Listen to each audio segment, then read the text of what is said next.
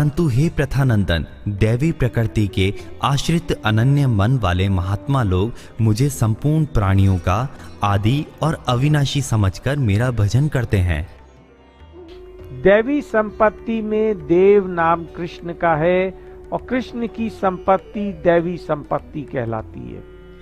कृष्ण सत हैं, अतः भगवान की प्राप्ति कराने वाले जितने गुण और आचरण हैं उनके साथ सत शब्द जोड़ा जाता है, अर्थात वे सद्गुण और सदाचार कहलाते हैं। इसलिए दैवी प्रकृति का आश्रय लेना भी कृष्ण का आश्रय लेना है।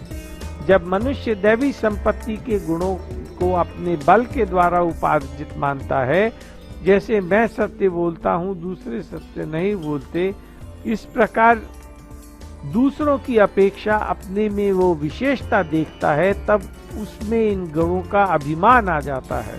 परंतु इन गुणों को केवल कृष्ण का ही गुण मानने से और भगवत स्वरूप समझकर इनका आश्रय लेने से अभिमान पैदा नहीं हो सकता। मनुष्य में दैवी संपत्ति तभी प्रकट होती है जब उसका उद्देश्य भगवत प्राप्ति का होता है। इन गुणों का आश्रय लेकर ही वो कृष्ण की ओर बढ़ सकता है।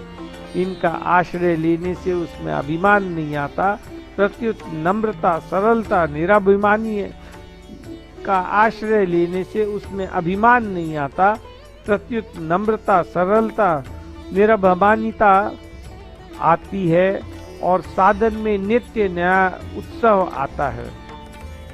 इनका आश्रय लेने से उसमें अभिमान नहीं आता, प्रत्युत नम्रता, सरलता, निराभिमानता आती है और साधन में नित्य नया उत्साह आता है।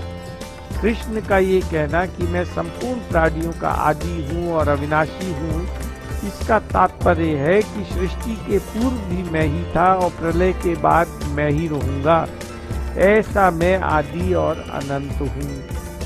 अनन्य मन वाला वो होता है जिसके मन में अंत का आश्रय नहीं है, सहारा नहीं है, भरोसा नहीं है, आकर्षण नहीं है और केवल कृष्ण से ही अपनापन है। कृष्ण का भजन किसी भी तरह से किया जाए उससे लाभ ही होता है, पर कृष्ण ही मेरे हैं और मैं कृष्ण का ही हूँ, इस अनन्य भाव से उनसे संबंध जोड़कर थोड़ा भी भजन करने से बहुत अधिक लाभ होता है। जिसने ये मान लिया कि कृष्ण ही मेरे हैं और मैं कृष्ण का ही हूँ, वो अपने आप को उनके चरण में अर्पित करके जो कुछ भी करता है वो कृष्ण की प्रसन्नता के लिए ही होता है और यही उसका अनन्य मन से भजन करना है।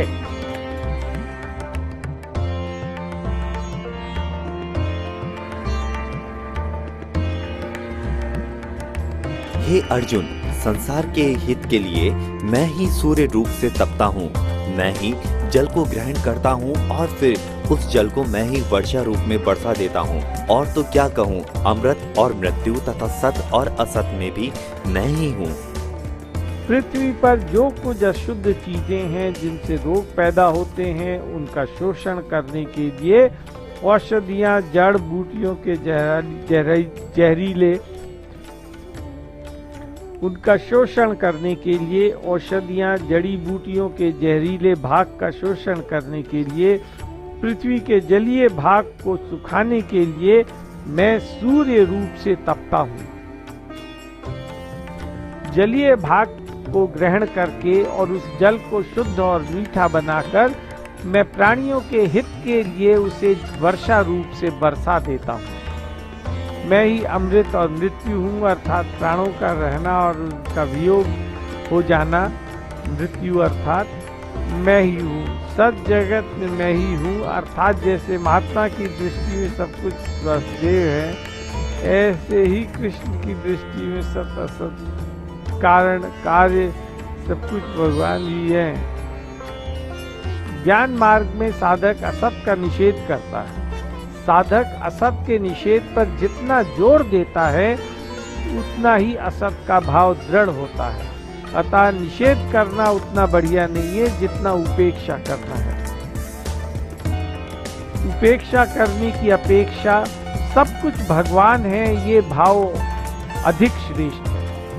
अतः भक्त न असत को हटाता है न उसकी उपेक्षा करता है, प्रत्युत सत असत में कृष्ण का ही दर्शन करता है। वास्तव में सब कुछ कृष्ण ही है।